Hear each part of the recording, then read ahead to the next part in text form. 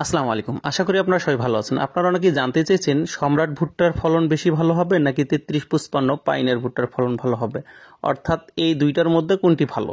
কারণ এবার যেহেতু আমরা ভুট্টা চাষ করেছি, পরবর্তীতে যাতে আমরা বুঝতে পারি যে আসলে কোন জাতটি ভালো ক্রয় করতে যাতে সুবিধা হয়, এ কারণে আপনারা অনেকেই জানতে চেয়েছেন বা অনেকের মনে কনফিউশন রয়েছে যে আমি তো সম্রাট চাষ করেছি, তাহলে কি ভুট্টার ফলন কম হবে কিনা।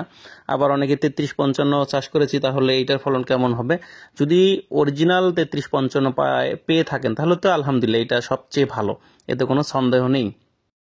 তবে আমার কাছে কিন্তু সম্রাটও কম মনে হয় না। সম্রাট এখন পর্যন্ত আমার কাছে পারফেক্ট একটা ফলন দিয়েছে। বিঘাপতি প্রায় 60 মণ অনায়াসে আমাদের এখানে হচ্ছে, তবে কাঁচা। এখন পাইনর তো পাইনরই, যেহেতু ওইটা হচ্ছে আমার কাছে মনে হয় যে সর্বোচ্চ বেস্ট। তারপরেও কোনো অংশে আমি সম্রাটকে পিছিয়ে রাখবো না।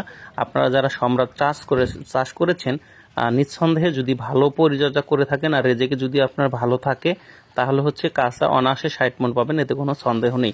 তবে আপনারা যেটি জানতে চেয়েছেন আমি আপনাদের সেটা এখন দেখাবো।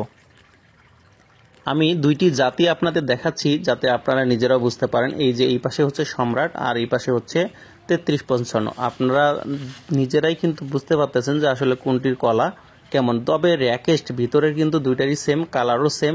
মনে হয় যে না আহামরি ফলনের পার্থক্য হবে। তারপরেও আমরা আপনাদের অবশ্যই মারাই করার পরে দুইটা জমির পার্থক্য আপনাদের বুঝিয়ে দিব যে আসলে কোনটার ফলন কেমন হয়। পরিচর্যা একই, যেহেতু কৃষকের দুইটা জমি, আমরা আপনাদের মারাই করার পরে রেজাল্টে দিতে পারবো ইনশাল্লাহ। তো ধন্যবাদ সবাইকে। আসসালামু আলাইকুম।